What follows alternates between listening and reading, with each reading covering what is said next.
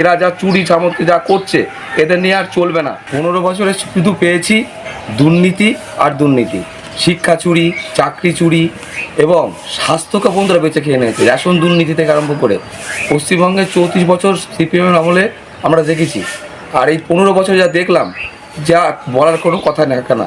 সেখান থেকে দাঁড়িয়ে মুখ্যমন্ত্রী 6টা-7টা পদ নিয়ে রয়েছে, তিনি পুলিশ কর্মী, পুলিশ মন্ত্রী পর্যন্ত। তিনি একটা বাংলার মুখ্যমন্ত্রী যে এতগুলো পদ নিয়ে থাকতে পারে, নিজেকেই বিশ্বাস করতে পারছে না। আজকে যুব সমাজটাকে শেষ করে দিয়েছে, কারণ এখানে কোনো চাকরি নেই। স্বাস্থ্য ব্যবস্থা একদম সব জায়গাতে, আপনি যে কোনো জায়গাতে যান, যে কোনো হাসপাতালে একটা কোনো ডাক্তার নেই। যদি ডাক্তার থাকে কোনো সময় একটা কোনো কিছু ইয়েতে, আমাদের কোনো রাত্রেবেলা কোনো সুযোগ সুবিধা কোনো কিছু নেই। এরা যা চুরি চামচি যা করছে এদের নিয়ে আর চলবে না। ঘর পেয়েছে কিন্তু সব টাকা সব চুরি, সব কলে সব পায়খানা চুরি করছে, আবাস যোজনার টাকা চুরি করছে, সব জায়গাতে চুরি। এদের কাটমানিটা ছেয়ে গেছে।